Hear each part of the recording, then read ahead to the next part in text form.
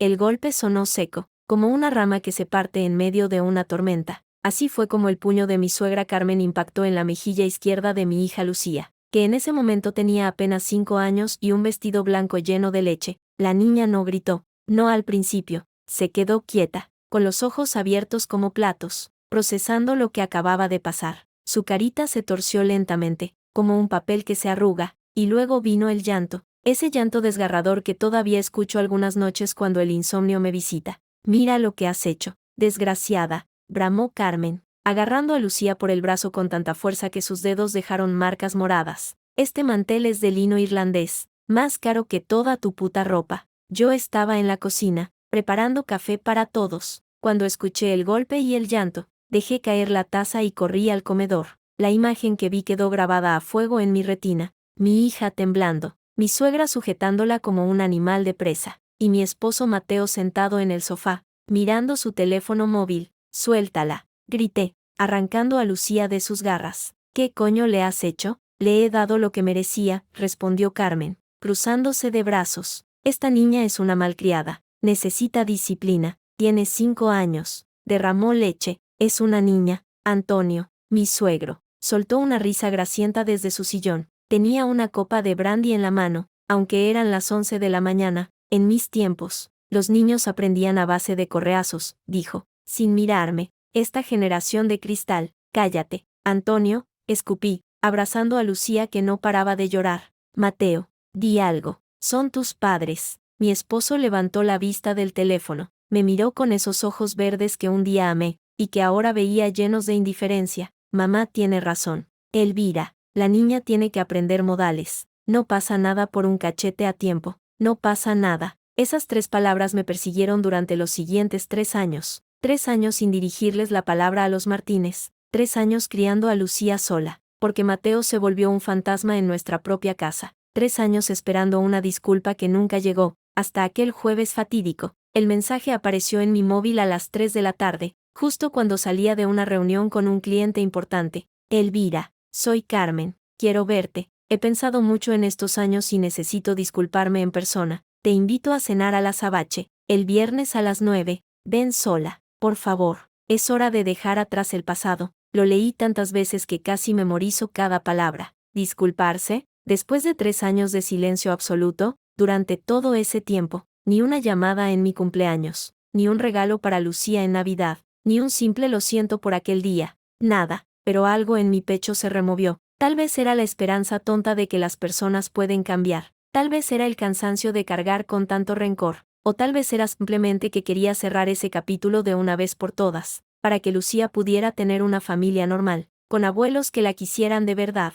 Mamá, ¿vas a ver a la abuela Carmen?, me preguntó Lucía esa noche, mientras la ayudaba con los deberes. Sí, cariño, quiere disculparse. ¿Y papá? Papá no sabe aún. Mentira. No le había dicho nada a Mateo porque sabía exactamente qué iba a responder. No vayas. Ya conoces a mi madre. Seguro que tiene segundas intenciones. Pero esa era precisamente la cuestión. Conocía a Carmen mejor que él, y sabía que si realmente quería disculparse, yo estaría dispuesta a escuchar. Por Lucía. Siempre por Lucía. El viernes llegó envuelto en un cielo gris que amenazaba lluvia. Me puse un vestido negro sencillo, unos tacones cómodos, y me recogí el pelo en un moño. Nada demasiado elegante, pero tampoco informal. Quería transmitir que estaba ahí para hablar, no para impresionar a nadie. El Azabache era uno de esos restaurantes de moda en el centro de Madrid, con luces tenues, paredes de ladrillo visto y una carta de vinos que hacía palidecer a cualquier sumiller. Cuando llegué,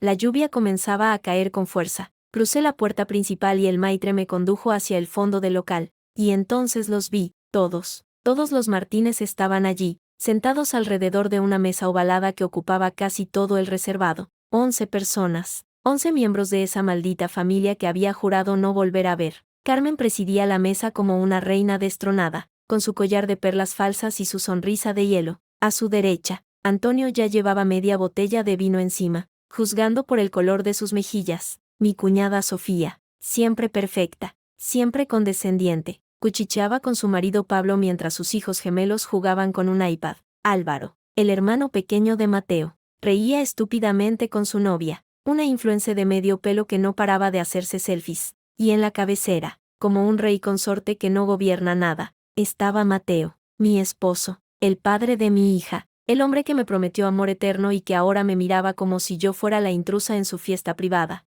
Elvira, exclamó Carmen, levantándose con los brazos abiertos. Por fin llegaste, pensábamos que no vendrías. Me quedé clavada en la entrada del reservado, las piernas no me respondían, el corazón me latía tan fuerte que podía sentirlo en las sienes. Dijiste que sería solo nosotras dos, dije, y mi voz sonó más firme de lo que esperaba. Ay, hija, pero es que hace tanto tiempo. Carmen se acercó a mí e intentó besarme en la mejilla. La esquivé. Toda la familia quería verte. Hemos organizado una cena de reconciliación. Siéntate, siéntate. No vine para una reunión familiar. Vine porque dijiste que querías disculparte. Y lo haré, cariño, lo haré, pero primero come algo, que estás más flaca que un espárrago. Antonio soltó una risotada, flaca y con mal genio, como siempre. Mis manos temblaban. Quería dar media vuelta y marcharme, pero entonces vi a Mateo levantarse y venir hacia mí. Me tomó del brazo con esa falsa ternura que usaba cuando quería manipularme. Vamos, Elvira,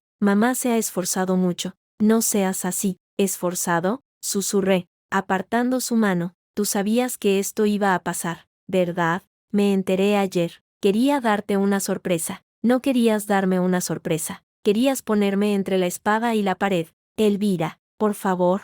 Pero ya estaba caminando hacia la mesa, escoltada por mi esposo como una prisionera hacia su celda. Tomé asiento en el único lugar libre, entre Carmen y Sofía, frente a mí, una fuente de langostinos gigantes, otro de ostras, y una bandeja de jamón ibérico que debía costar una fortuna. Hemos pedido un poco de todo, dijo Carmen, sirviéndome una copa de vino tinto sin preguntar. El vino es un Ribera del Duero Reserva, de la bodega de un amigo de Antonio, 100 euros la botella. No bebo, gracias. Venga, mujer, no seas aguafiestas, intervino Sofía, alargando la mano para servirme más. Es una ocasión especial. He dicho que no bebo. El silencio cayó sobre la mesa como un manto pesado. Los gemelos dejaron de jugar un segundo para mirarme. Antonio carraspeó. Carmen mantuvo su sonrisa de porcelana, pero sus ojos se afilaron como cuchillos. Bueno, dijo Mateo, rompiendo el tenso silencio. Brindemos. Por la familia.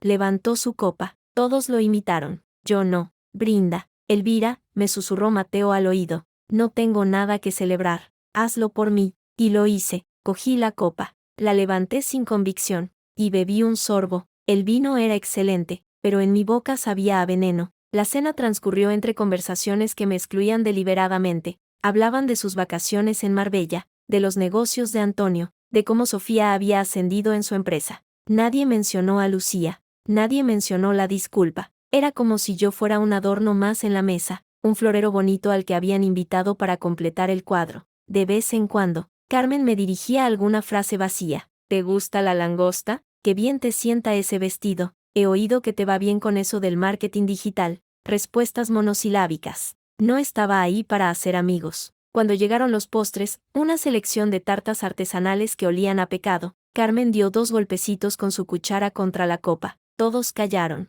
Bueno, familia, anunció, con esa voz melosa que reservaba para sus discursos. Antes de terminar, quiero decir unas palabras. Sacó un papel doblado de su bolso, lo desplegó lentamente, como si fuera un documento histórico. Querida Elvira, leyó, sin mirarme. Han pasado 3 años desde aquel desafortunado incidente, 3 años en los que he reflexionado sobre mis actos. Su voz sonaba plana, robótica, como si estuviera leyendo un texto que alguien más había escrito, probablemente Sofía, y he llegado a la conclusión de que me equivoqué. No debí haberle puesto la mano encima a Lucía. Fue un error. Levantó la vista del papel y me miró directamente. Sus ojos no mostraban arrepentimiento, mostraban victoria. Por eso, hoy quiero pedirte disculpas formalmente, y espero que puedas perdonarme y volver a ser parte de esta familia. Guardó el papel, sonrió, y entonces ocurrió lo que llevaba temiendo toda la noche. Alzó la mano y llamó al camarero. La cuenta, por favor. El joven se acercó con la bandeja de cuero donde descansaba el ticket. Carmen lo tomó, lo miró, y asintió con satisfacción. Perfecto. Elvira, cariño, dijo, deslizando la cuenta hacia mí. Tú pagas, ¿verdad? Sentí que el suelo se abría bajo mis pies. ¿Cómo dices? La cena, repitió, como si fuera obvio. Has ganado mucho dinero con ese proyecto nuevo, ¿no? Además, Es lo menos que puedes hacer después de habernos tenido 3 años sin ver a tu hija. Yo no os he tenido sin ver a Lucía. Vosotros decidisteis no buscar contacto. Bueno, da igual. El caso es que pagas tú. Miré la cuenta. 2.340 euros. 2.340 euros por una cena que no había pedido, que no había disfrutado, y que encima tenía que pagar como si fuera un favor. No pienso pagar esto, dije, empujando la cuenta hacia atrás. Claro que sí, intervino Antonio, tambaleándose ligeramente. Nos has oído, Elvira, pagas tú, mamá, papá, déjenla, dijo Mateo, pero su voz sonaba débil, sin convicción. Yo puedo ayudar, tú calla. Mateo, lo cortó Carmen. Siempre la defiendes y mira cómo te lo paga. 3 años sin venir a visitarnos, sin llamar, sin nada. No la defendí cuando le pegaste a mi hija, respondí, y mi voz temblaba de rabia contenida. No la defendiste nunca, porque tenía razón, gritó Carmen, golpeando la mesa. Esa niña es una malcriada igual que tú, una desagradecida que no sabe valorar lo que tiene. ¿Valorar? Reí, pero era una risa amarga, rota. ¿Valorar qué? ¿A una familia que me trata como una billetera con patas? ¿A un esposo que permite que su madre maltrate a su hija? Elvira, cálmate, suplicó Mateo, intentando agarrarme la mano. No me toques. Me levanté. Todos los ojos estaban sobre mí. Sofía sonreía con suficiencia. Los gemelos me miraban sin entender. Antonio eructó. Os equivocáis si pensáis que voy a pagar esta farsa, dije, sacando mi teléfono del bolso. Os equivocáis si creéis que voy a seguir aguantando vuestro juego. Carmen rió, una risa seca y cruel. ¿Y qué vas a hacer, Elvira? ¿Irte? Pues vete, pero la cuenta la pagas antes. No pienso pagar nada. Entonces llamaré a la policía. Diré que has intentado estafar al restaurante. Hazlo. El silencio fue absoluto. Carmen me miró fijamente, buscando algún signo de debilidad. No lo encontró. Está bien, dijo finalmente, con una sonrisa que heló la sangre. Si no quieres pagar, no pagas. Pero entonces, supongo que no te importará que hablemos de ciertas cosas. De cómo tratas a Mateo, de cómo descuidas a tu hija, de cómo, cállate, de cómo te fuiste de casa con la niña sin motivo alguno, de cómo nos impediste ver a nuestra nieta, de cómo, he dicho que te calles. Pero Carmen no se calló, siguió hablando, cada palabra más venenosa que la anterior, construyendo una narrativa donde yo era la villana, la mala madre, la esposa cruel que había destrozado a su familia.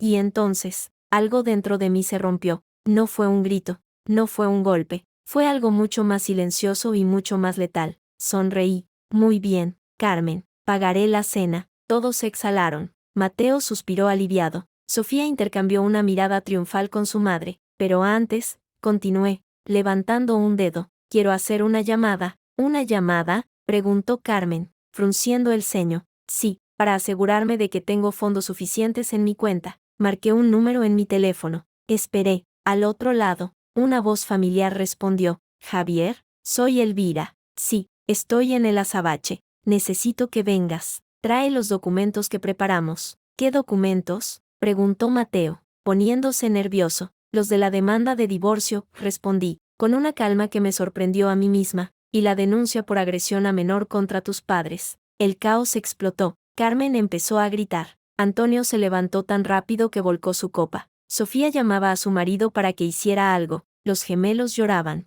Los camareros miraban sin saber qué hacer. Y Mateo, mi querido esposo Mateo, se quedó paralizado, mirándome como si no me reconociera. No puedes hacer esto, dijo, con voz temblorosa. Somos familia. ¿Familia? Reí, guardando el teléfono. La familia no se pega a los niños. La familia no te obliga a pagar cenas que no pediste. La familia no te humilla delante de todos. Elvira, por favor, no. Mateo, se acabó. Llevo 3 años esperando que tus padres se disculparan de verdad. Llevo 3 años esperando que tú me defendieras. Y lo único que he recibido es esto. Una cena trampa para que pague vuestros lujos. Carmen se abalanzó hacia mí, pero Antonio la sujetó. Zorra, desagradecida, gritaba, forcejeando. Te arrepentirás de esto. No me arrepiento de nada, dije, ajustándome el bolso en el hombro, salvo de haber conocido a vuestra familia. Di media vuelta y comencé a caminar hacia la salida. Detrás de mí, escuchaba los gritos,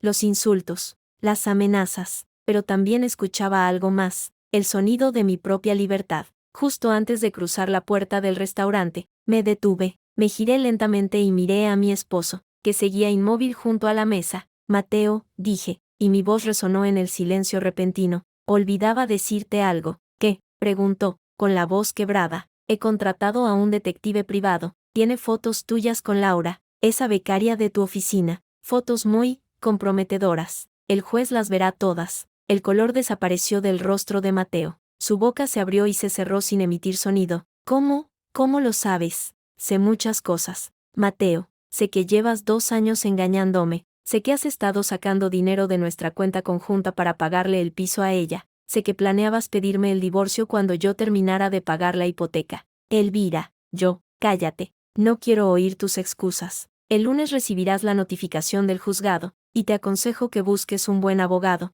porque no pienso darte ni un céntimo. Salí del restaurante bajo la lluvia. Las gotas golpeaban mi rostro, mezclándose con las lágrimas que no podía contener, pero no eran lágrimas de tristeza, eran lágrimas de rabia, de liberación, de un dolor que llevaba años acumulándose y que finalmente encontraba salida. Mi teléfono vibró. Era Javier. ¿Estás bien? Sí. ¿Vienes? Estoy aparcando. ¿Qué necesitas? Un abogado, un buen abogado. Para eso estoy aquí. Colgué. Miré al cielo gris de Madrid, sintiendo la lluvia empapar mi vestido, mi pelo, mi alma. 3 años había durado mi silencio. 3 años había soportado humillaciones, desplantes, maltratos. 3 años había esperado que las personas cambiaran, pero las personas no cambian, solo muestran su verdadera cara cuando creen que tienen el control, y los Martínez acababan de mostrar la suya. Ahora era mi turno, pero lo que ninguno de nosotros sabía aquella noche era que esto solo era el principio, que los Martínez no se rendirían tan fácilmente, que Carmen ya estaba tramando su venganza mientras yo me alejaba, y que la batalla que se avecinaba pondría a prueba no solo mi fortaleza, sino también mi capacidad para proteger a lo único que realmente importaba, mi hija.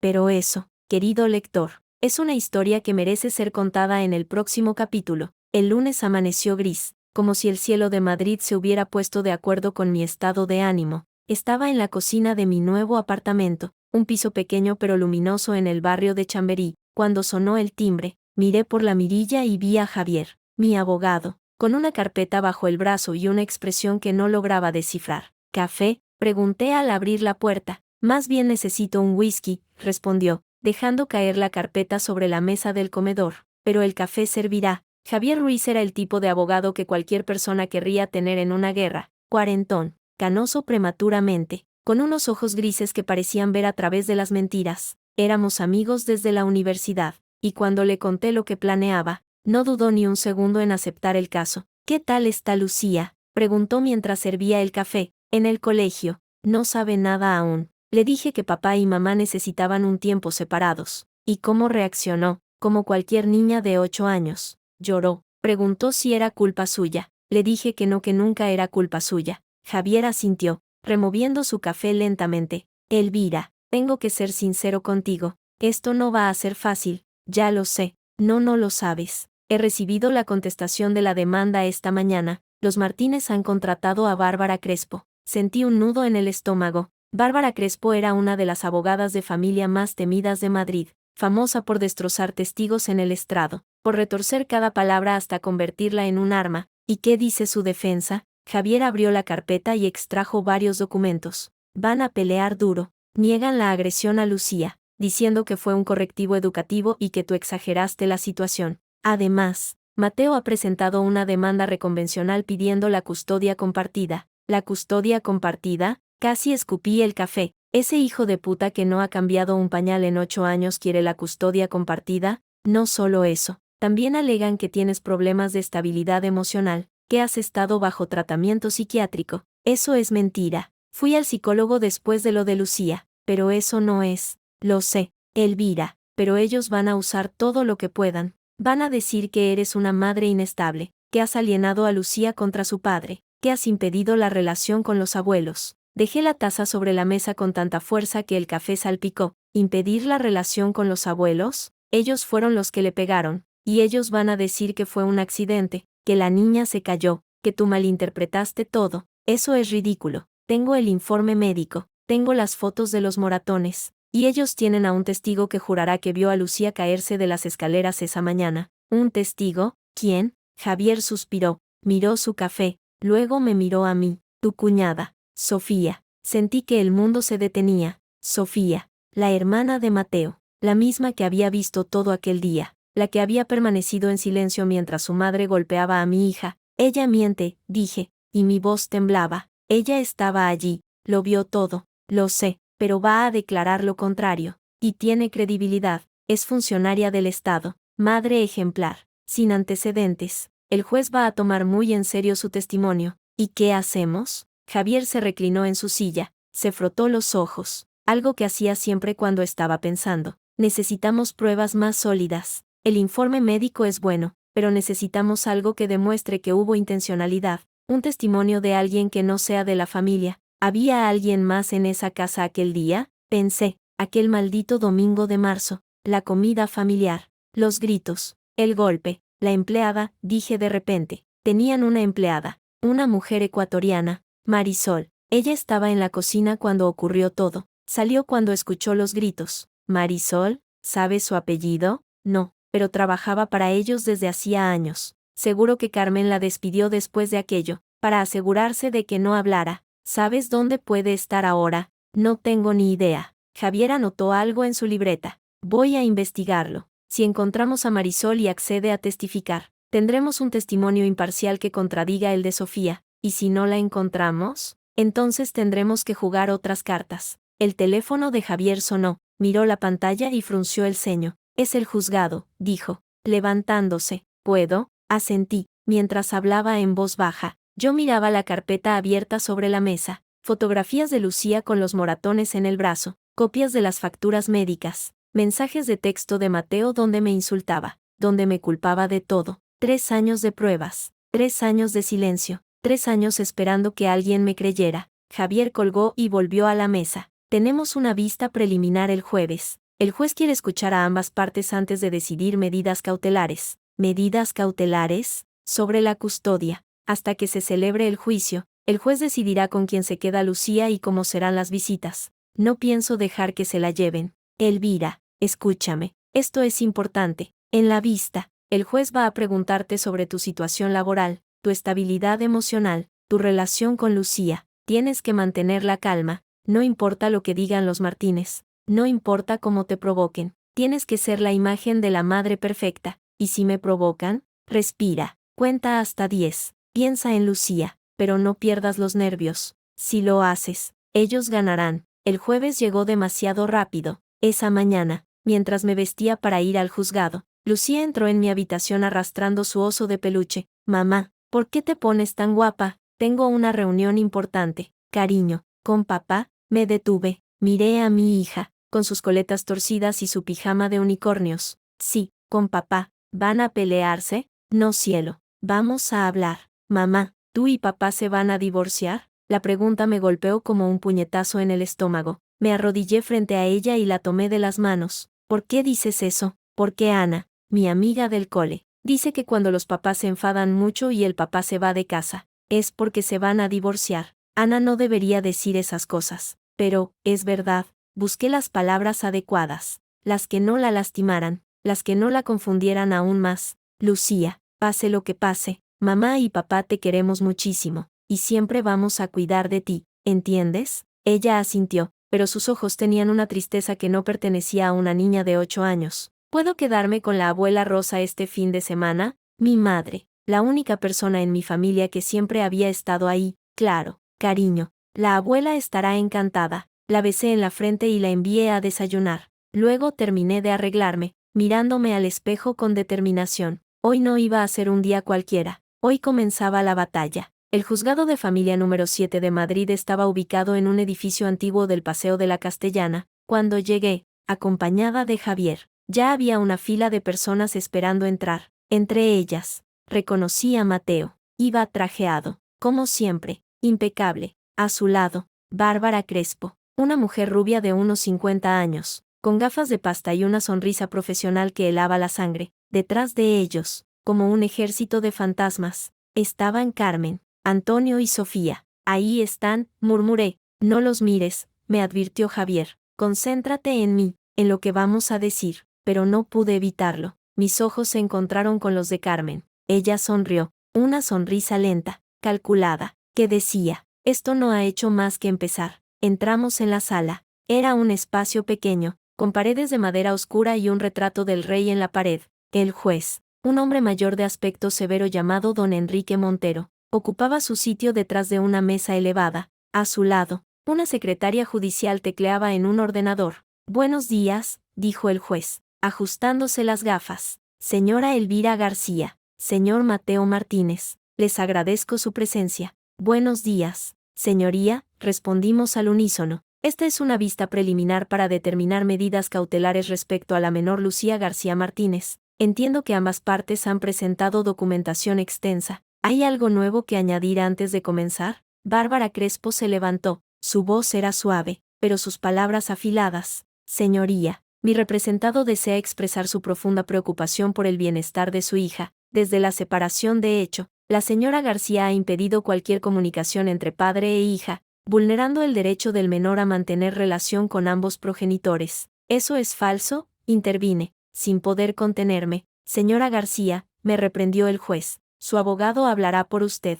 Continúe». «Señora Crespo». «Gracias, señoría. Además, tenemos indicios de que la señora García podría estar atravesando un periodo de inestabilidad emocional que afecta su capacidad de cuidado. Solicitamos que se establezca un régimen de visitas supervisadas para el padre, y que se realice una evaluación psicológica a la madre». Javier se levantó, calmado. «Seguro, señoría. Las acusaciones de la parte contraria carecen de fundamento. Mi clienta ha sido la única responsable del cuidado de la menor durante los últimos 3 años, mientras el señor Martínez se desentendía por completo de sus obligaciones parentales. En cuanto a la supuesta inestabilidad emocional, presentamos un informe del psicólogo que atendió a mi clienta tras el episodio de violencia sufrido por su hija, donde se concluye que no existe ningún trastorno que afecte su capacidad como madre». «¿Violencia?», saltó Carmen desde su asiento. «Eso es mentira». «Silencio en la sala», ordenó el juez, golpeando la mesa con un mazo. «La próxima persona que interrumpa será desalojada». Carmen enmudeció, pero sus ojos echaban chispas. El juez revisó los documentos durante unos minutos. El silencio se hizo pesado, incómodo. Yo miraba mis manos, intentando mantener la calma. «Muy bien», dijo finalmente. «He revisado las pruebas presentadas. Por el momento, y hasta que se celebre el juicio principal, dictamino las siguientes medidas cautelares. La custodia provisional de la menor Lucía García Martínez queda en manos de la madre, la señora Elvira García. El padre, el señor Mateo Martínez, tendrá derecho a visitas los fines de semana alternos, en horario de sábado por la mañana a domingo por la tarde, sin supervisión». Sentí un alivio inmenso, pero duró poco. «Sin embargo», continuó el juez, «ordeno que ambas partes se sometan a una evaluación psicológica independiente. Los informes deberán estar listos en un plazo máximo de 30 días. Asimismo, se designará a un tutor ad litem que represente los intereses de la menor durante el proceso». «Señoría», intervino Bárbara Crespo, «mi representado considera que las visitas sin supervisión son insuficientes. Solicito que se amplíe el régimen a mitad de semana».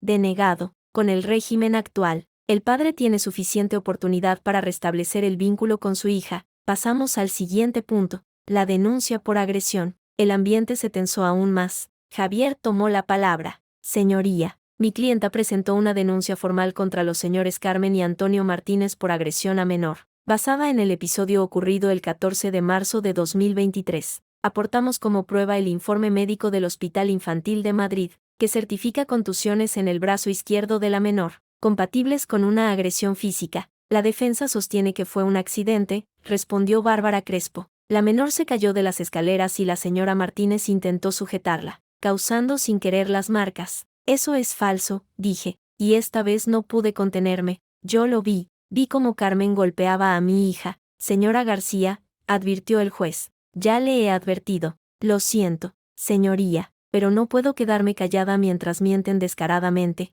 Si vuelve a interrumpir, la consideraré en desacato». Javier me puso una mano en el brazo. Respiré hondo. Conté hasta 10. «Señoría», continuó Javier, «tenemos un testigo que puede corroborar la versión de mi clienta, una ex empleada del hogar de los Martínez, presente en el momento de los hechos». Vi cómo Carmen palidecía. Sofía intercambió una mirada nerviosa con su madre. «¿Y dónde está ese testigo?», preguntó el juez. «Estamos intentando localizarla. Creemos que puede haber salido de España, pero estamos siguiendo varias pistas». «Muy bien, cuando tengan al testigo, presenten una solicitud formal para que declare. Mientras tanto, La denuncia sigue su curso. Pasamos al siguiente punto. La vista duró 2 horas más. Se discutieron temas de pensiones, de bienes gananciales, de todo aquello que una vez compartimos y que ahora había que dividir como si fuéramos enemigos. Cuando salimos del juzgado, el sol brillaba con fuerza, pero yo sentía el peso de todo lo que estaba por venir.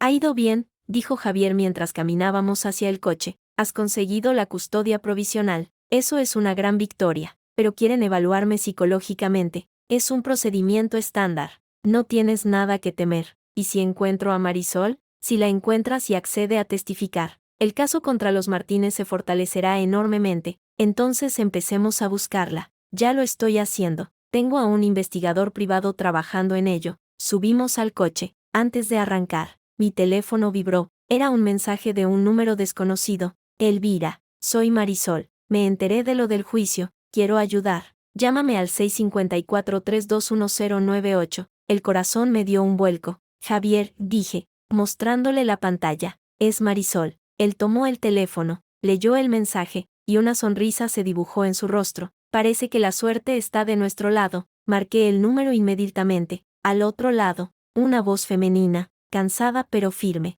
respondió. «Diga, Marisol, soy Elvira García». «Señora Elvira, la he visto en las noticias. Supe lo del juicio. ¿Dónde está? Necesito hablar con usted. Estoy en Madrid, pero no puedo verme con usted en público. Los Martínez tienen contactos, y si se enteran de que hablo con usted, podemos vernos en un lugar discreto, donde usted quiera». Hubo un silencio. Luego, Marisol habló. «Hay una cafetería en la calle de La Palma, en Malasaña, la azotea. Esta noche, a las 10. Vaya sola, sin abogados, sin nadie. Iré, y señora Elvira, tenga cuidado. Los Martínez son capaces de cualquier cosa». Colgó. Me quedé mirando el teléfono, sintiendo una mezcla de esperanza y miedo. «¿Vas a ir sola?», preguntó Javier. «Tengo que hacerlo. Si voy con alguien, ella no hablará. Es peligroso. No sabemos qué puede pasar». «Lo sé, pero necesito su testimonio. Es la única manera de demostrar la verdad». Javier suspiró, resignado. «Entonces iremos los dos, pero yo me quedaré fuera, vigilando. Si pasa algo, llámame». Trato hecho. Esa noche, mientras me preparaba para salir, Lucía me abrazó antes de irse a dormir. «Mamá, ¿todo va a estar bien?». «Sí, cariño, todo va a estar bien. ¿Me lo prometes?». La miré a los ojos. Sus ojos grandes, oscuros, tan parecidos a los míos. «Te lo prometo». Pero mientras cerraba la puerta de casa y caminaba hacia Malasaña, no podía quitarme de la cabeza las palabras de Marisol. Los Martínez son capaces de cualquier cosa. Y tenía razón, porque lo que iba a descubrir esa noche cambiaría mi vida para siempre, y no precisamente para bien. La noche envolvía Malasaña en un manto de neón y bullicio cuando llegué a la calle de La Palma. Los bares estaban llenos, la gente reía en las terrazas, y por un momento sentí que vivía en un mundo paralelo donde todo era normal, donde las madres no tenían que luchar contra familias enteras para proteger a sus hijas. La azotea era un pequeño café en la planta baja de un edificio antiguo, con ventanas empañadas por el vapor de las máquinas de espresso. Empujé la puerta y el tintineo de una campanilla anunció mi entrada. El local estaba casi vacío. Un par de estudiantes con portátiles, una pareja mayor tomando infusiones, y en una mesa del fondo, casi oculta entre las sombras, una mujer morena de unos 40 años que me miró fijamente cuando entré. Marisol. No la había visto en 3 años, pero la reconocí al instante. Llevaba el pelo recogido en una trenza, vaqueros gastados y una chaqueta de cuadros que parecía haber visto mejores tiempos. Tenía ojeras profundas, como si no hubiera dormido bien en semanas. «Señora Elvira», dijo cuando me acerqué, sin levantarse. «Gracias por venir. Gracias a usted por contactarme». «Marisol, ¿cómo está?». «Sobreviviendo», respondió, con una sonrisa amarga. «Siéntese, por favor». Pedí un café solo. Ella ya tenía una taza vacía delante, manchada de pozos. «¿Por qué ha decidido ayudarme?», pregunté directamente, sin rodeos. Marisol bajó la mirada,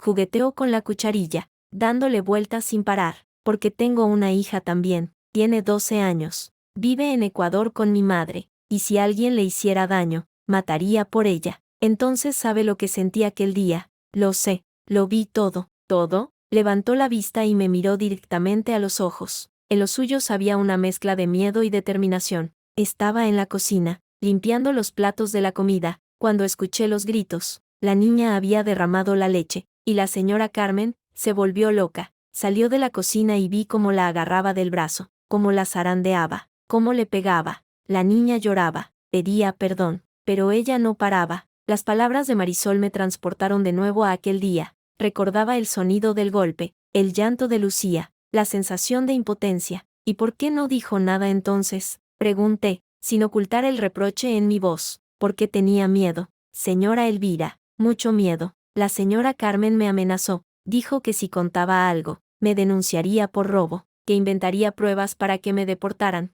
Yo soy inmigrante, no tengo papeles. ¿Qué podía hacer? ¿Y ahora? ¿Por qué ahora sí? Marisol respiró hondo, sacó un teléfono móvil viejo, de esos con la pantalla rota, y lo colocó sobre la mesa. Porque tengo esto. Lo desbloqueó y navegó hasta una carpeta de fotos. Me pasó el teléfono. Lo que vi me heló la sangre. Era una foto borrosa, tomada desde algún lugar oculto, pero se veía claramente a Carmen sujetando a Lucía del brazo, con el rostro deformado por la ira. En otra, se veía a Antonio riendo mientras la niña lloraba en el suelo. En otra más, Mateo mirando su teléfono, ignorando por completo lo que ocurría a su alrededor. Las tomé con mi móvil, explicó Marisol, escondida detrás de la puerta de la cocina. Pensé que algún día podrían servirme para protegerme, si ellos cumplían su amenaza. Esto es oro, Marisol, esto demuestra la verdad. Lo sé, por eso se las doy. ¿Me las da? Sí, ya no tengo nada que perder. Me fui de España hace un año, volví hace una semana porque mi madre está enferma, pero antes de irme, guardé estas fotos en la nube, por si acaso, y cuando vi en las noticias que usted estaba en juicio con ellos, supe que tenía que ayudarla. ¿Testificará? Marisol dudó, miró hacia la puerta, como si temiera que alguien pudiera estar escuchando. Testificaré si es necesario, pero tengo miedo. Señora Elvira, los Martínez tienen dinero, tienen contactos. Si declaro en mi contra, pueden hacer que me deporten, pueden hacerle daño a mi familia en Ecuador. Yo la protegeré, tengo un buen abogado, podemos pedir protección de testigos. ¿Protección de testigos? ¿Eso existe de verdad? Existe, y la conseguiremos. Marisol asintió lentamente, sus manos temblaban ligeramente, pero su mirada se había vuelto firme. Entonces lo haré, declararé todo lo que vi. Tomé su mano y la apreté con gratitud. Gracias, Marisol. No sabe lo que esto significa para mí. Sí lo sé, respondió. Significa que su hija tendrá justicia. En ese momento, mi teléfono vibró. Era un mensaje de Javier. ¿Cómo va todo? Respondí rápidamente. Bien, tengo las pruebas. Hablamos luego. Guardé el teléfono y me disponía a pedir otra ronda de cafés cuando la puerta del local se abrió de golpe. 3 hombres entraron. No eran clientes habituales. Vestían trajes oscuros. Tenían aspecto duro, y sus ojos recorrieron el local hasta posarse en nuestra mesa. Marisol palideció. Son ellos, susurró, con voz temblorosa. ¿Quiénes? Los hombres de Antonio. Los he visto antes, en la casa. Son sus socios. Uno de los hombres, el más alto, se acercó a nuestra mesa con una sonrisa que no llegaba a sus ojos. Señora Elvira García, dijo, con voz grave, el señor Martínez la espera fuera. Quiere hablar con usted. No tengo nada que hablar con Antonio. Él cree que sí, y también quiere hablar con Marisol. Marisol no va a ninguna parte. El hombre rió, una risa seca y amenazante. No le estoy dando opción, señora. O vienen voluntariamente, o las llevamos a la fuerza. Escoja. Instintivamente, metí la mano en el bolso para coger el teléfono, pero el segundo hombre fue más rápido. Me agarró la muñeca con fuerza, haciéndome soltar el bolso. Tranquila, señora. Solo es una conversación. Suélteme. Los pocos clientes del café nos miraban, pero nadie intervenía. La dueña, una mujer mayor detrás de la barra, tenía el teléfono en la mano, dudando si llamar a la policía. No se meta, le advirtió el tercer hombre. Esto es un asunto privado. Marisol estaba temblando. Sus ojos se habían llenado de lágrimas. Por favor, suplicó, no me hagan daño. Tengo una hija. Nadie va a hacerle daño, dijo el hombre alto, siempre que cooperen. En ese momento, la puerta del café se abrió de nuevo, y esta vez, quien entró fue Javier. Venía con el teléfono en la mano, grabando. Buenas noches, dijo, con una calma que contrastaba con la tensión del ambiente. Acabo de llamar a la policía. Llegarán en 3 minutos. ¿Quieren explicarles por qué están acosando a mi clienta? Los hombres intercambiaron miradas. El alto sonrió, pero esta vez con menos seguridad. Solo queríamos hablar. Nada más, pues hablen conmigo, soy su abogado. Todo lo que tengan que decirle a ella, me lo dicen a mí. Esto no es asunto de abogados. Todo es asunto de abogados cuando se trata de intimidación. El hombre alto me soltó la muñeca, dio un paso atrás, evaluando la situación. Esto no ha terminado, dijo, señalándome con el dedo. Díselo a tu abogado. Esto no ha terminado. Dio media vuelta y salió del local, seguido por sus dos acompañantes. Cuando la puerta se cerró, Marisol rompió a llorar. Dios mío, sabía que me encontrarían. Sabía que no podría esconderme. Tranquila, dijo Javier, acercándose. Tiene que venir con nosotros ahora mismo. La llevaremos a un lugar seguro. ¿A dónde? Tengo un amigo que tiene una casa en el campo, en Ávila. Nadie la encontrará allí. Mañana mismo gestionaremos la protección de testigos. Marisol asintió, secándose las lágrimas con el dorso de la mano. ¿Y mi hija, mi madre? También las protegeremos. Se lo prometo. Salimos del café por la puerta trasera. Mientras Javier vigilaba que no hubiera nadie esperando, subimos a su coche y arrancamos rápidamente. Durante el trayecto, Marisol no habló, solo miraba por la ventanilla, perdida en sus pensamientos. Yo sostenía su teléfono en mis manos, con las fotos que cambiarían el rumbo del juicio. Llegamos a la casa de Ávila pasada la medianoche. Era una construcción de piedra, rodeada de campos de trigo, con un silencio que solo rompía el viento. Javier acompañó a Marisol hasta la puerta, donde lo esperaba un hombre mayor, su amigo. Aquí estará segura, dijo Javier. Mañana vendré con los documentos para la protección. No salga de la casa. No hable con nadie. Gracias, dijo Marisol, abrazándome. Gracias por creerme. Gracias a usted, Marisol, por tener el valor de hablar. Regresamos a Madrid en silencio. Javier conducía con una mano, mientras con la otra revisaba los mensajes del teléfono. Mañana mismo presento las fotos como prueba, dijo. Con esto, el testimonio de Marisol y el informe médico. El caso contra los Martínez es sólido. ¿Crees que podremos ganar? No solo ganar, los vamos a destruir. A la mañana siguiente, Javier presentó las nuevas pruebas ante el juzgado. La noticia corrió como la pólvora. Los periódicos locales titularon: nuevas pruebas en el caso de la niña maltratada. Fotos revelan la agresión. Esa misma tarde, recibí una llamada de Mateo. Elvira, tenemos que hablar. No tengo nada que hablar contigo, por favor. Es importante. Te juro que no sabía nada de las fotos. No sabía que mamá. ¿Qué no sabías? Reí, amarga. Estaba sentado a 2 metros. Mateo, viéndolo todo, y no hiciste nada. Estaba en shock. No supe cómo reaccionar. Siempre tienes excusas. Siempre. Pero ya se acabó. Ahora las pruebas hablan por sí solas. Elvira, te lo pido por lo que fuimos, no hagas esto público. Mi madre es mayor. Mi padre está enfermo. ¿Y mi hija? ¿Ella no merecía protección? ¿Ella no merecía que su padre la defendiera? Fue un error. Todos cometemos errores. Algunos errores no tienen perdón. Mateo, y el tuyo fue no ser el padre que Lucía necesitaba. Colgué. Mis manos temblaban, pero mi voz había sido firme. Por primera vez en años, sentía que tenía el control. 3 días después, el juez citó a los Martínez a una nueva audiencia. Esta vez, las tornas habían cambiado. Carmen llegó pálida, sin sus perlas, sin su sonrisa de superioridad. Antonio arrastraba los pies, como si el peso de las pruebas lo hubiera envejecido de golpe. Sofía no miraba a nadie. Mateo evitaba mi mirada. Bárbara Crespo, por primera vez, parecía nerviosa. Señoría, comenzó Javier. Presentamos nuevas pruebas que demuestran de manera inequívoca que la señora Carmen Martínez agredió físicamente a la menor Lucía García Martínez el 14 de marzo de 2023. Estas fotografías, tomadas por una testigo presencial,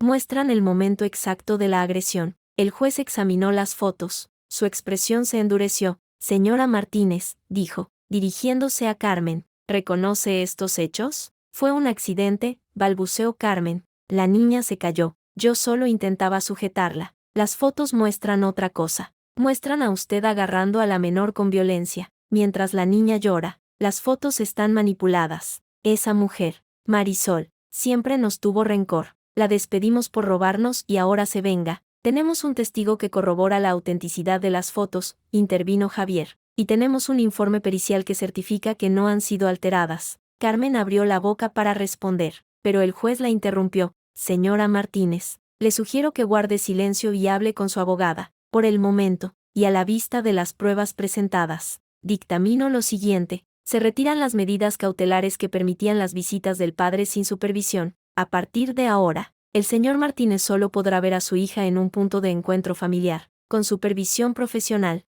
Además, se abre una investigación penal contra los señores Carmen y Antonio Martínez por agresión a menor. No puede hacer eso, gritó Carmen, levantándose. Somos una familia respetable, señora Martínez. Si no se sienta, la consideraré en desacato. Usted no sabe quiénes somos nosotros. Tenemos influencias, tenemos dinero. Siéntese, o la haré desalojar. Antonio tiró del brazo de su esposa, obligándola a sentarse. Ella temblaba de rabia, con los ojos clavados en mí, llenos de odio. No ha terminado, murmuró, en voz baja pero audible. Esto no ha terminado. Salí del juzgado con la cabeza alta. Javier me seguía, sonriendo. Victoria parcial, dijo, pero victoria al fin y al cabo. ¿Victoria parcial? Han abierto investigación penal. Eso significa que si los declaran culpables, pueden enfrentarse a penas de cárcel, y con las visitas supervisadas, Mateo tiene las manos atadas. ¿Y la custodia?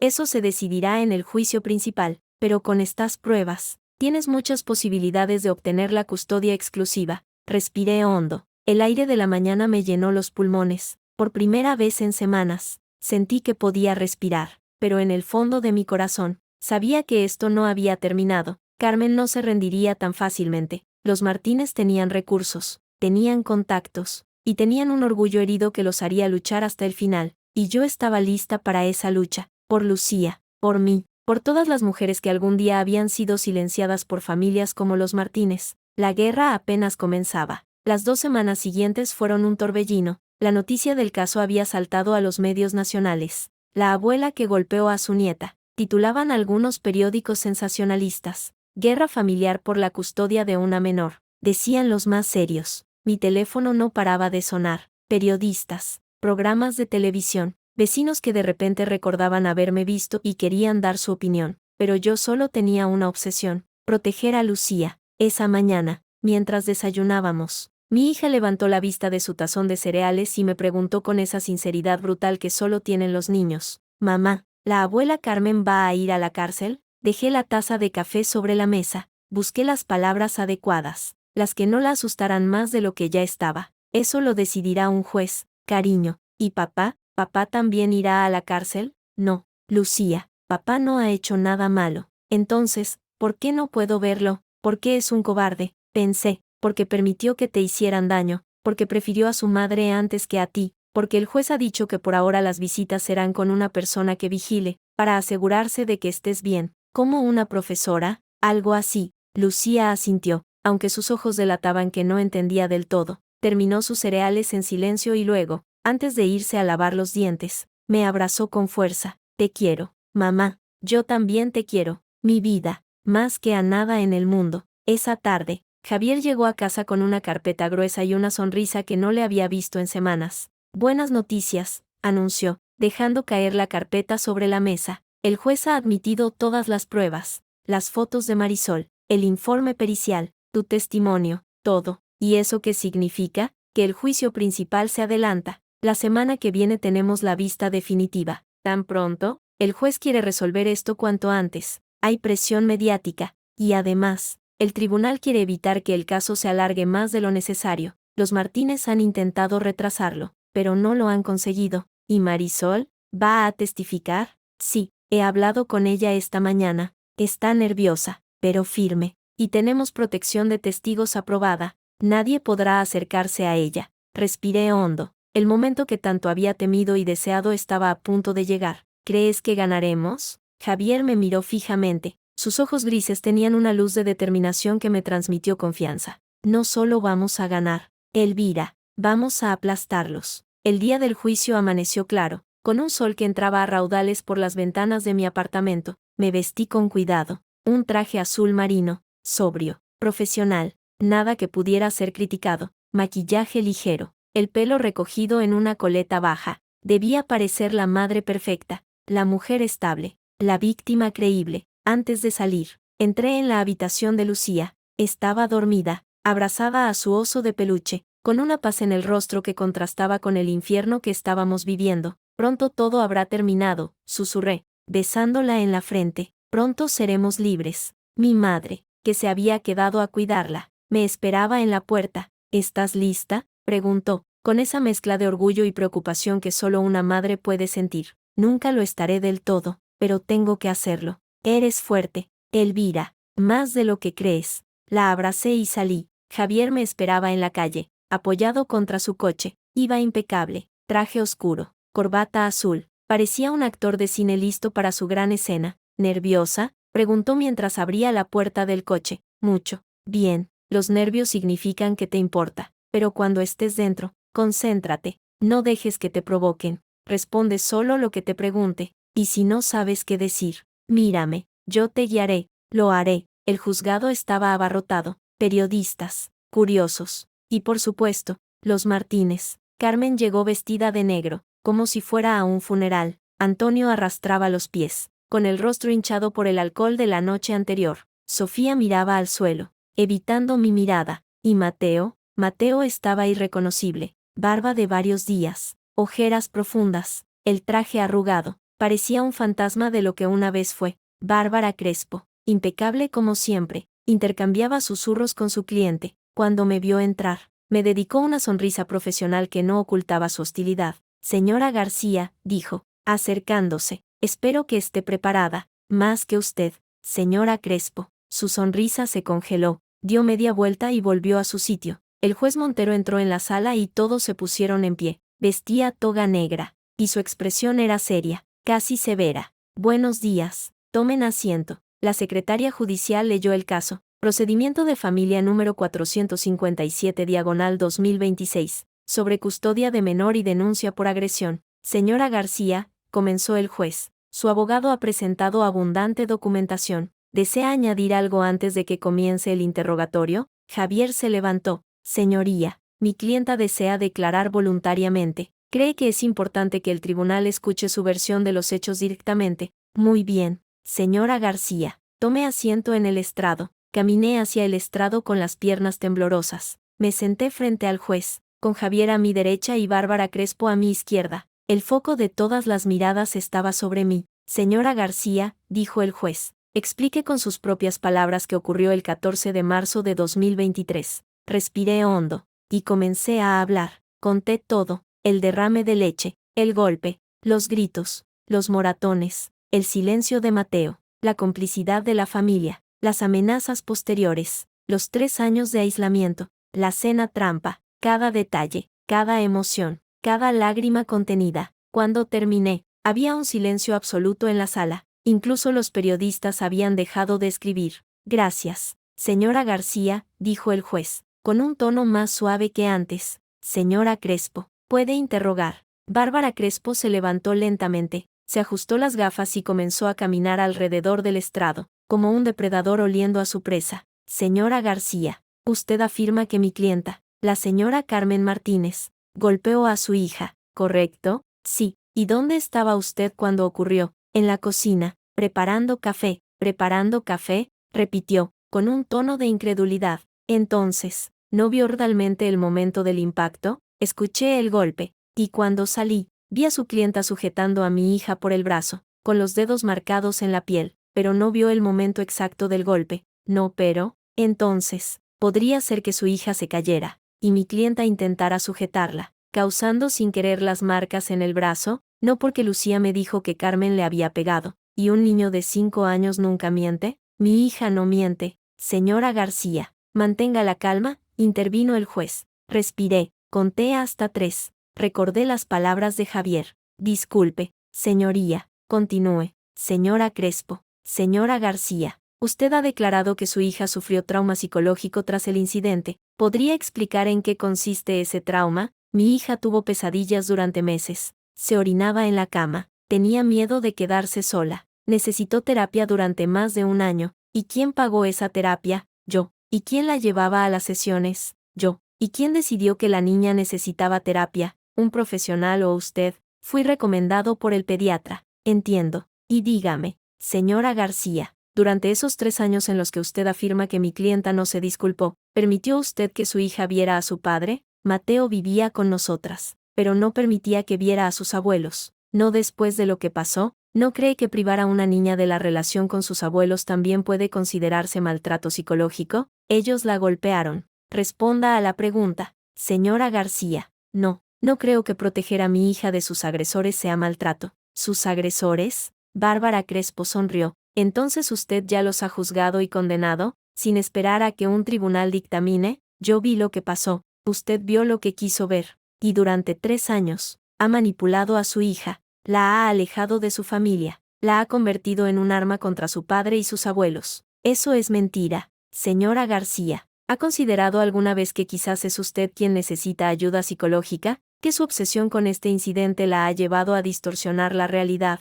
No. ¿Ha considerado que quizás su matrimonio ya estaba roto antes del incidente, y que usted ha usado a su hija como excusa para vengarse de su esposo? Basta, grité, levantándome. No pienso permitir que insinúe que yo soy la mala de esta historia. Siéntese, señora García, ordenó el juez, golpeando la mesa. Si vuelve a interrumpir, la expulsaré de la sala. Temblando, volví a sentarme. Javier me puso una mano en el brazo, tranquilizándome. No más preguntas. Señoría, dijo Bárbara Crespo, con una sonrisa de satisfacción. Señora García, puede retirarse. Salí del estrado con las piernas débiles. Me senté junto a Javier, sintiendo que el mundo se me venía encima. «Lo has hecho bien», susurró él. «Has sido dura, pero has aguantado. Me ha hecho quedar como una loca. Eso es lo que quiere. Pero ahora viene nuestra parte». Javier se levantó y llamó al primer testigo, Marisol. Ella entró en la sala con paso firme, aunque sus manos temblaban ligeramente, prestó juramento y se sentó en el estrado. «Señora Marisol Huerta»,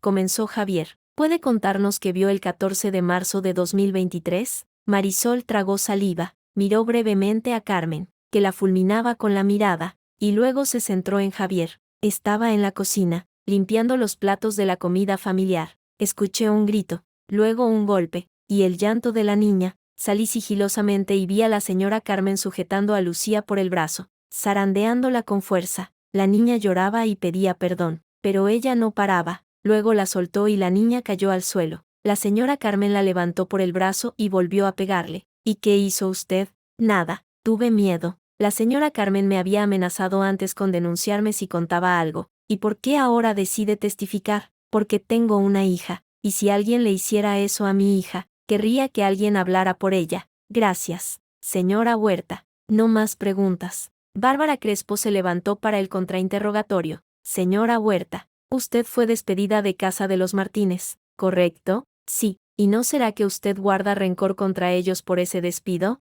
No, me fui porque quería volver a Ecuador. ¿O porque la señora Carmen la descubrió robando? Eso es mentira. Tengo testigos que afirman lo contrario. Mienten. La señora Carmen me amenazó con decir eso si hablaba. Señora Huerta, ¿tiene usted algún documento que demuestre que trabajaba legalmente para los Martínez? No, yo era indocumentada, interrumpió Bárbara Crespo. Entonces, ¿cómo podemos confiar en la palabra de alguien que ha vivido ilegalmente en este país? Yo no soy una delincuente, no he dicho que lo sea. Solo planteo la duda razonable sobre su credibilidad. Basta, intervine desde mi asiento. Señora García, advirtió el juez. Ya le he advertido. Lo siento, señoría, pero no puedo quedarme callada mientras destruyen a una testigo que solo quiere decir la verdad. Señora Crespo, dijo el juez, limite su interrogatorio a los hechos relevantes. Por supuesto, señoría. No más preguntas. Marisol salió del estrado con lágrimas en los ojos. Al pasar junto a mí, susurró.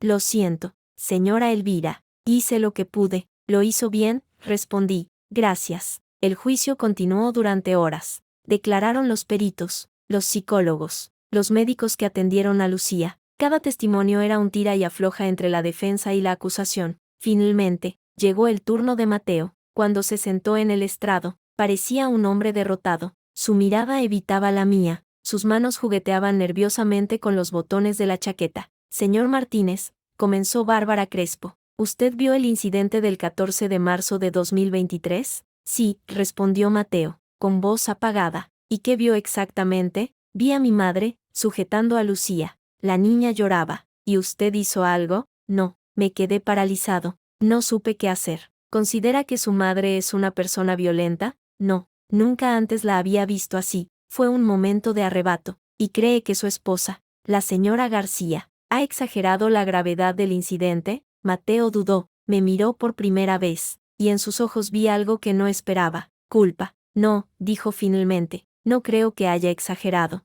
Lo que pasó estuvo mal, y yo debería haber hecho algo. Un murmullo recorrió la sala. Carmen se revolvió en su asiento, incrédula. ¿Señor Martínez?, preguntó Bárbara Crespo, visiblemente sorprendida. ¿Está diciendo que su madre agredió a su hija? Sí, eso es lo que estoy diciendo. Pero usted había declarado antes que fue un accidente. Mentí para proteger a mi madre, pero ya no puedo seguir mintiendo. Vi cómo mi madre golpeaba a mi hija, vi cómo mi padre se reía, vi cómo mi hermana fingía no ver nada, y no hice nada. He sido un cobarde. El silencio en la sala era absoluto. Carmen se levantó, blanca como el papel. Mateo, ¿qué estás diciendo? La verdad, mamá, por primera vez en mi vida, voy a decir la verdad. ¿Te has vuelto loco? Esa mujer te ha lavado el cerebro. Señora Martínez, intervino el juez. Si no se sienta, la haré desalojar. Usted no puede callarme. Soy la madre de este desgraciado.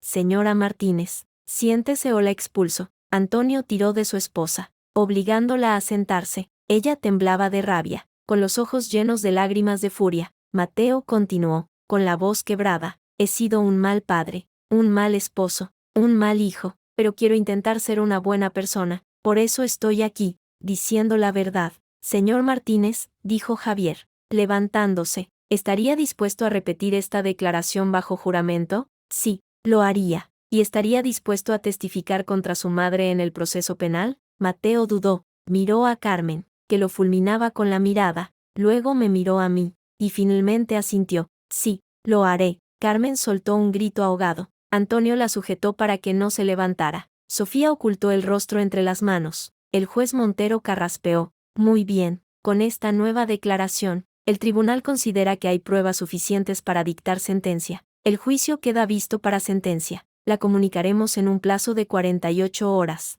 Salí del juzgado sintiendo que el peso del mundo se había aliviado ligeramente. Javier me seguía, eufórico. ¿Te das cuenta de lo que ha pasado?, decía. Mateo ha confesado. Su propio hijo ha confesado. El caso está ganado. No lo entiendo, respondí. ¿Por qué ha hecho eso? ¿Por qué ha cambiado de opinión? Quizás por primera vez ha sentido remordimientos, o quizás ha visto que no podía ganar y ha preferido salvarse a sí mismo. No sé si creerle. Da igual si le crees o no, lo importante es que su declaración nos da la victoria. Esa noche, mientras cenaba con Lucía, mi teléfono vibró. Era un mensaje de Mateo. Elvira, sé que no tengo derecho a pedirte nada, pero quería que supieras que lo siento, todo. Ojalá hubiera sido el hombre que merecías. Cuida de Lucía. Dile que la quiero. No respondí. Guardé el teléfono y seguí cenando con mi hija, pero en mi interior, algo había cambiado. No era perdón. Era algo más parecido a la paz. La guerra había terminado,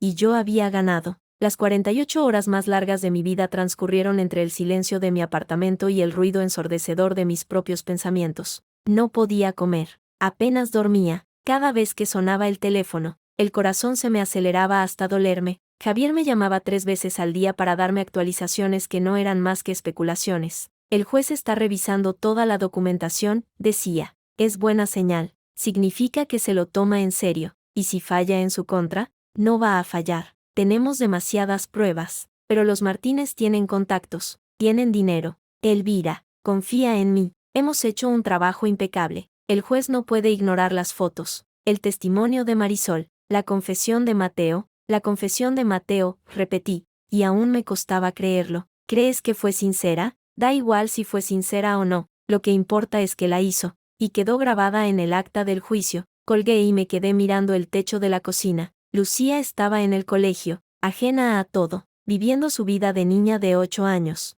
y yo quería mantenerla así, protegida, lejos de este infierno, pero el infierno llamó a mi puerta esa misma tarde. Eran las 3 cuando sonó el timbre, miré por la mirilla y sentí que la sangre se me helaba. Era Carmen, sola, sin Antonio, sin Sofía, sin sus matones, solo ella, vestida con un abrigo beige y el pelo recogido en un moño apretado. Su rostro estaba maquillado, pero no podía ocultar las ojeras ni la tensión en su mandíbula. Elvira, dijo, alzando la voz para que la oyera a través de la puerta. Sé que estás ahí, necesito hablar contigo. No respondí. Por favor, solo son 5 minutos. Te lo pido por lo que más quieras. No tengo nada que hablar contigo, respondí, sin abrir. Si lo tienes. Se trata de Lucía. Mi estómago se encogió. ¿Qué pasa con Lucía? Ábreme y te lo cuento. Dudé. Cada instinto me decía que no abriera, que llamara a Javier, que llamara a la policía, pero también necesitaba saber qué quería.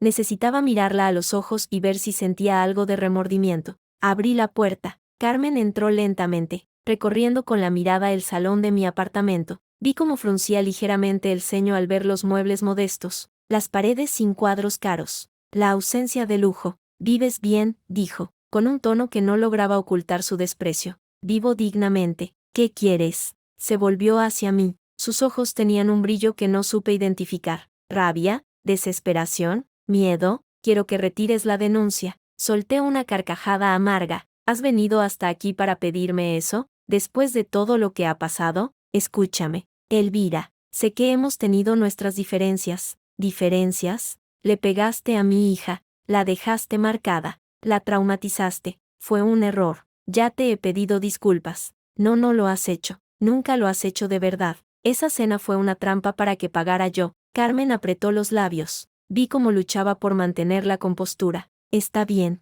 tienes razón. Esa cena no fue una disculpa sincera, pero ahora te estoy pidiendo, de verdad, que retires la denuncia. ¿Por qué debería hacerlo? Porque si no lo haces, Mateo irá a la cárcel. Parpadeé, confundida. ¿Mateo? Él no ha sido denunciado. La denuncia es contra ti, Antonio, pero si tú insistes en seguir adelante, el juez puede considerar que Mateo fue cómplice por omisión. Ya sabes cómo son estos jueces modernos, siempre buscando culpables. Eso es mentira. Mi abogado me ha dicho que Mateo no enfrenta cargos. Tu abogado no sabe todo. He hablado con Bárbara Crespo, y me ha dicho que existe la posibilidad de que Mateo sea procesado si el juez considera que no actuó para proteger a la menor. ¿Y qué me importa a mí lo que le pase a Mateo? Porque es el padre de tu hija. ¿Quieres que Lucía crezca sabiendo que su padre está en la cárcel? Sentí un puñetazo en el estómago. Carmen había encontrado mi punto débil. No puedes amenazarme con eso. No te amenazo. Te pido que pienses en tu hija, en lo que es mejor para ella. Lo mejor para ella es estar lejos de vosotros. ¿Y qué crees que pasará cuando crezca y sepa que tú metiste a su padre en la cárcel?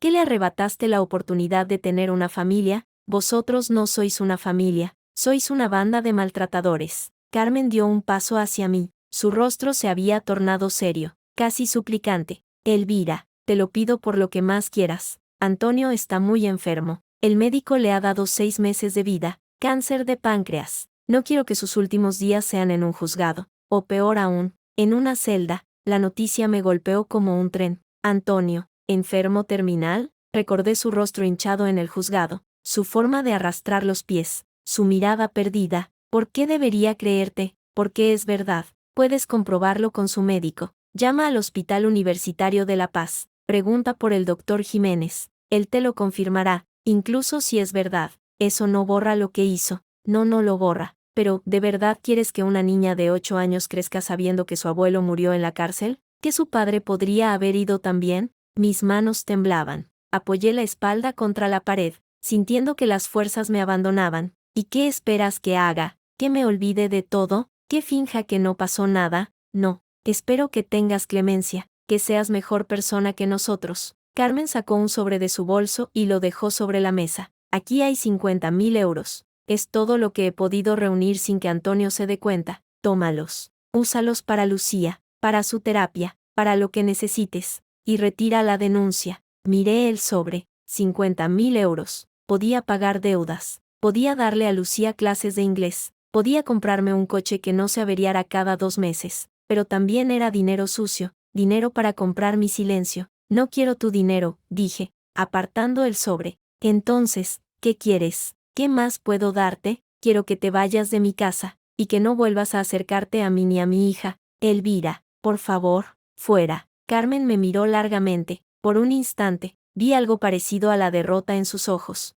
Luego, recogió el sobre, guardó su bolso y caminó hacia la puerta. Antes de salir, se volvió. Sabes que tengo razón. Si sigues adelante, Lucía pagará las consecuencias. Piénsalo. Y se fue. Me quedé apoyada contra la pared, temblando. Las palabras de Carmen resonaban en mi cabeza como un eco maldito. ¿Tenía razón? ¿Estaba siendo egoísta al querer justicia? Tomé el teléfono y llamé a Javier. acaba de venir Carmen a mi casa. ¿Qué? ¿Estás bien? Sí, estoy bien, pero me ha dicho algo, que Antonio tiene cáncer terminal, que le quedan 6 meses de vida. Hubo un silencio al otro lado de la línea. ¿Y te lo crees? No lo sé, pero sí es verdad, Javier. No quiero que Lucía crezca sabiendo que su abuelo murió en la cárcel. Elvira, escúchame, los Martínez son manipuladores. Es posible que esté mintiendo para que retires la denuncia, y si no es mentira, entonces lo comprobaremos. Dame una hora. Voy a llamar al hospital y verificar su historia. Colgó. Me senté en el sofá, con la mirada perdida en la pared.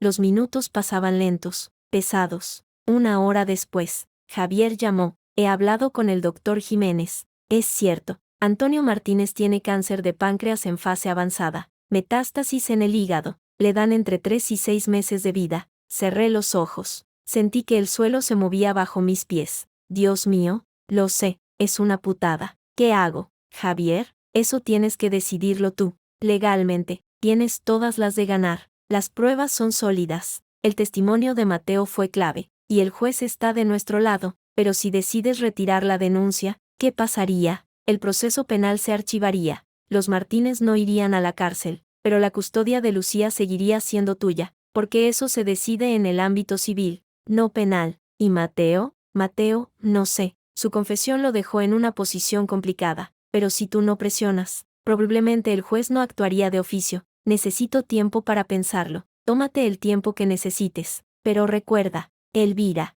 la sentencia se dicta mañana. Cualquier decisión que tomes, tiene que ser antes de las 10 de la mañana. Colgué, me quedé en el sofá hasta que anocheció, sin moverme, sin pensar, solo existiendo. A las 9, Lucía llegó con mi madre. Cuando me vio, frunció el ceño. Mamá, ¿estás llorando? Me toqué la mejilla, estaba húmeda. No me había dado cuenta de que estaba llorando. No, cariño, solo tengo algo en el ojo. Mientes, dijo ella, con esa sabiduría precoz de los niños que han vivido demasiado. ¿Estás triste? Un poco. Se subió a mi regazo y me abrazó. Su cuerpecito caliente contra el mío me devolvió a la realidad. Mamá, ¿tú crees que la abuela Carmen y el abuelo Antonio son malas personas? ¿Por qué preguntas eso? Porque la otra noche soñé que me pedían perdón, y yo les perdonaba. Y entonces éramos felices. Sentí que el corazón se me partía en 1000 pedazos. ¿Tú quieres perdonarlos? No lo sé, pero no me gusta estar enfadada. Me duele la barriga cuando pienso en ellos.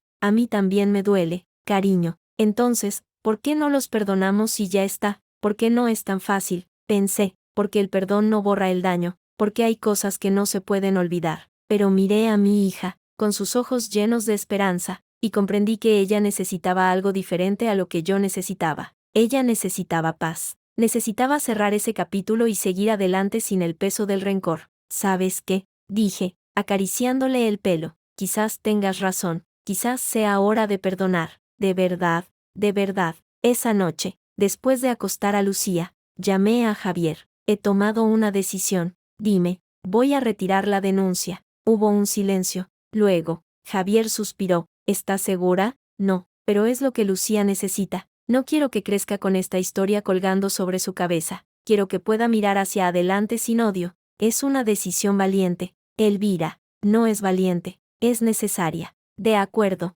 mañana temprano redactaré el documento de desistimiento. Lo presentaremos antes de la sentencia. Gracias, Javier, por todo. Para eso están los amigos. Colgué, me asomé a la ventana de mi habitación y miré el cielo nocturno de Madrid. Las estrellas brillaban tímidamente, ocultas tras la contaminación lumínica de la ciudad. Lo hago por ti, Lucía, susurré, solo por ti. A la mañana siguiente, llegué al juzgado con Javier. Los Martínez ya estaban allí. Carmen me miró con desconfianza. Antonio estaba pálido, apoyado en un bastón que no recordaba haberle visto antes. Mateo, en un rincón, evitaba mi mirada. Señoría, dijo Javier, acercándose al estrado. Mi clienta desea retirar la denuncia penal contra los señores Carmen y Antonio Martínez. Un murmullo recorrió la sala. El juez frunció el ceño. ¿Podría explicar los motivos de esta decisión? Mi clienta considera que, tras la reflexión, el bienestar emocional de su hija requiere poner fin a este conflicto. La menor ha expresado su deseo de reconciliación, y mi clienta cree que continuar con el proceso penal solo prolongaría el daño. El juez me miró largamente. Señora García, ¿es esto lo que desea? Sí, señoría. ¿Es consciente de que, Al retirar la denuncia, ¿los señores Martínez quedarán libres de todo cargo? Soy consciente. ¿Y está dispuesta a asumir las consecuencias de esta decisión?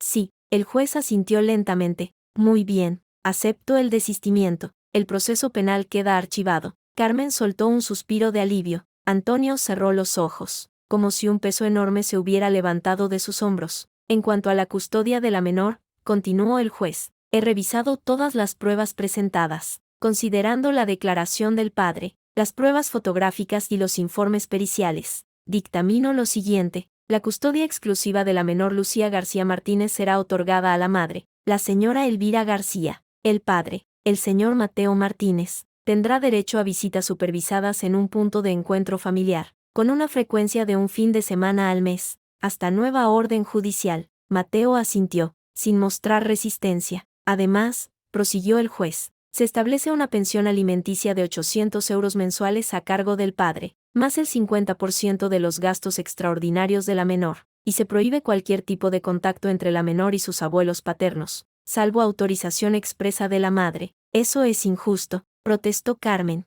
Señora Martínez, la cortó el juez, considérese afortunada de que la denuncia haya sido retirada. Podría estar enfrentando una pena de prisión. Acepte la decisión del tribunal y no la ponga a prueba. Carmen enmudeció. Antonio la tomó del brazo y la condujo hacia la salida sin decir una palabra. Mateo se acercó a mí cuando salíamos. Parecía querer decir algo, pero las palabras no le salían. Elvira, comenzó. No, Mateo, no tenemos nada que hablar. Solo quería darte las gracias por retirar la denuncia. No lo hice por ti, lo hice por Lucía. Lo sé, pero aún así, gracias. Cuida de ti mismo, Mateo, y si algún día quieres ser un buen padre para Lucía, tendrás que demostrarlo con hechos, no con palabras. Di media vuelta y me fui, con Javier a mi lado. ¿Cómo te sientes?, me preguntó cuando salimos del juzgado. Extrañamente, en paz. Has hecho lo correcto. No lo sé, pero es lo que necesitaba hacer. Esa tarde, cuando recogí a Lucía del colegio, le di la noticia. Cariño, el juez ha decidido que te quedes conmigo,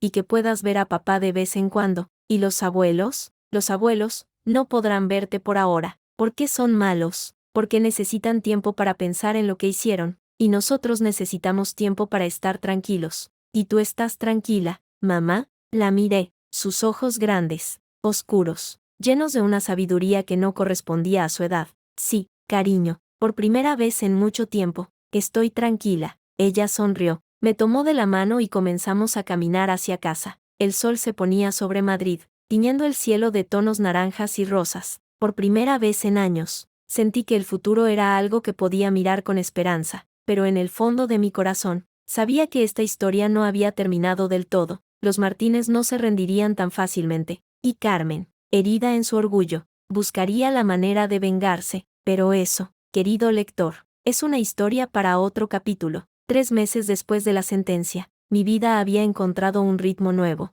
un ritmo tranquilo, sin sobresaltos, sin llamadas amenazantes ni visitas inesperadas. Las mañanas eran para Lucía, llevarla al colegio, prepararle la merienda, ayudarla con los deberes. Las tardes, para mi trabajo. Había conseguido un contrato fijo en una agencia de marketing digital, con un sueldo decente y un horario flexible que me permitía estar con mi hija, pero la calma, lo sabía, era solo aparente. El jueves 15 de octubre, mientras ordenaba unos papeles en mi escritorio, sonó el teléfono. Era Javier. Elvira, tengo que decirte algo, pero quiero que te sientes. Ya estoy sentada. Dime, Antonio Martínez ha fallecido esta madrugada. Cáncer de páncreas. Ingresó en fase terminal hace una semana y no pudo superarlo. Sentí un vacío en el estómago. No era tristeza, no era alivio, era algo más complejo. Una mezcla de sensaciones que no lograba identificar. ¿Cómo lo sabes? Me ha llamado Bárbara Crespo. Parece que Carmen quiere organizar un funeral y, según ella, en nombre de la reconciliación familiar, quiere invitarte. ¿Invitarme? ¿Al funeral del hombre que permitió que golpearan a mi hija?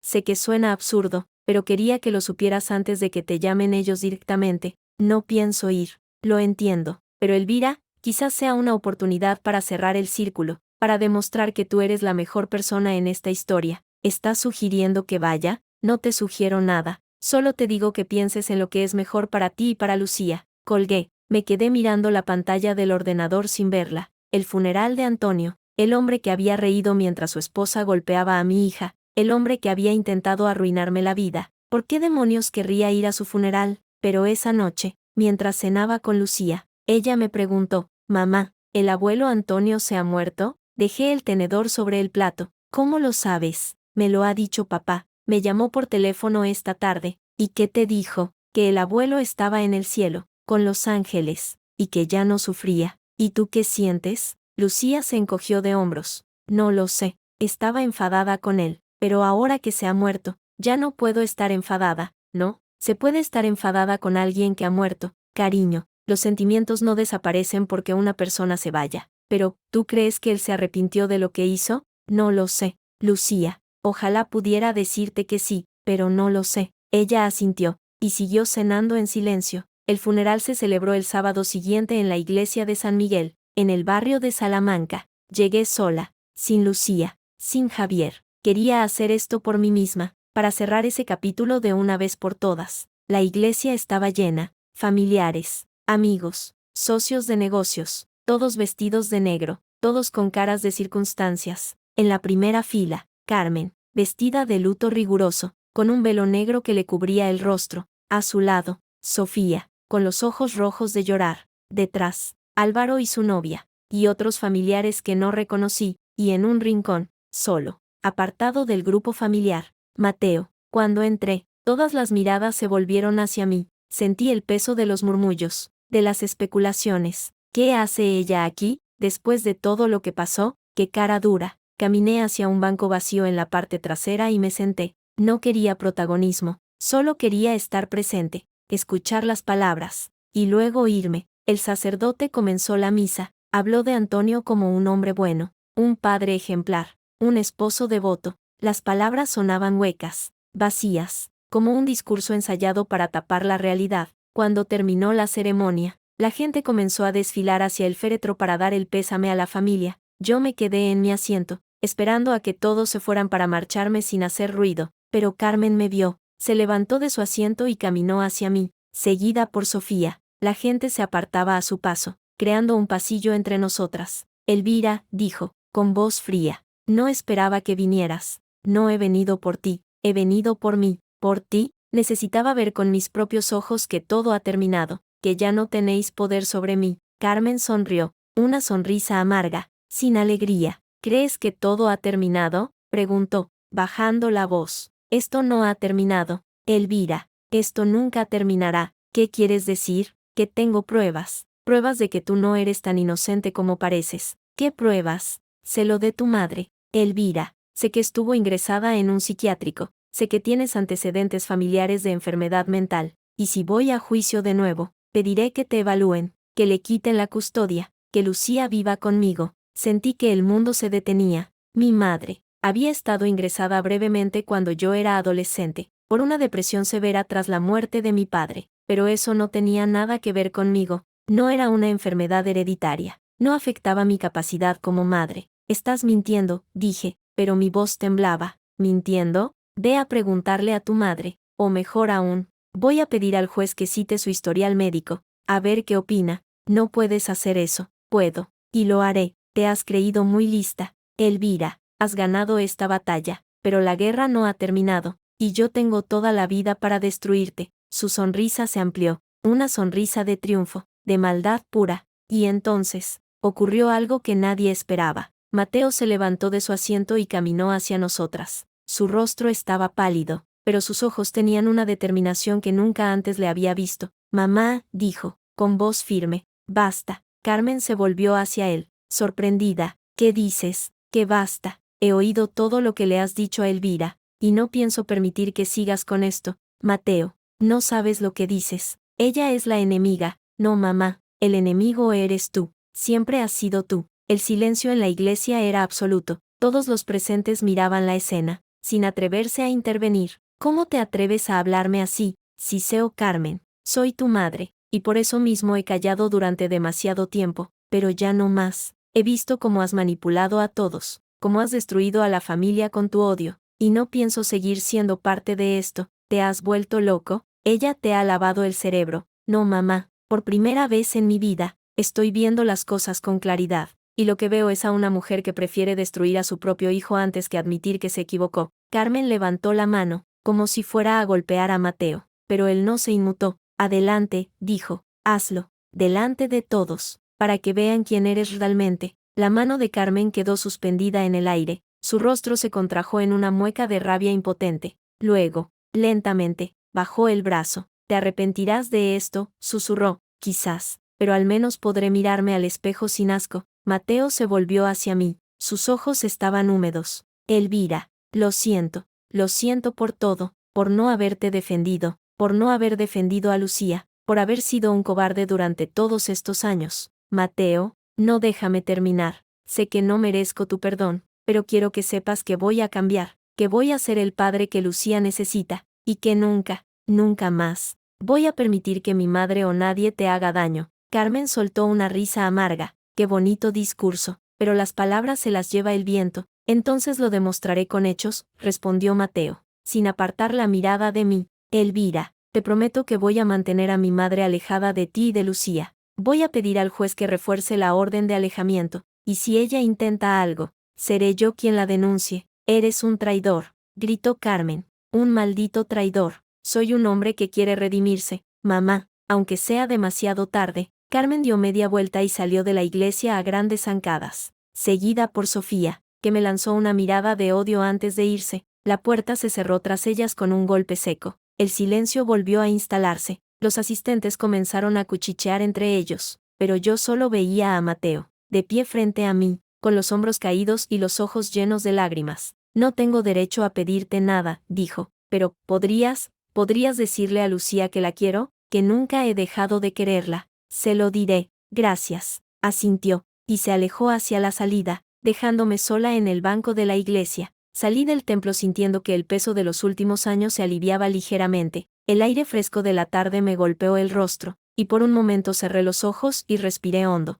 ¿Estás bien? Escuché una voz conocida. Era Javier. Estaba apoyado contra su coche, al otro lado de la calle, fumando un cigarrillo. ¿Qué haces aquí?, pregunté, acercándome. Sabía que esto iba a pasar, o algo parecido, y quería asegurarme de que estuvieras bien. Estoy bien, mejor de lo que esperaba. ¿Y Carmen? Se ha ido. Mateo la ha plantado cara, delante de todo el mundo. ¿En serio? Javier levantó una ceja, sorprendido. No me lo esperaba, yo tampoco, pero parece que por fin ha decidido ser un hombre. Nunca es tarde para cambiar. Eso espero. Javier apagó el cigarrillo y abrió la puerta del coche. ¿Te llevo a casa? Sí, gracias. Durante el trayecto, apenas hablamos. Yo miraba por la ventanilla, viendo pasar las calles de Madrid, los edificios, la gente, todo parecía igual, pero yo me sentía diferente, más ligera, más libre. Javier, dije, cuando llegamos a mi calle, gracias por todo, por creerme, por ayudarme, por no rendirte nunca. Para eso están los amigos.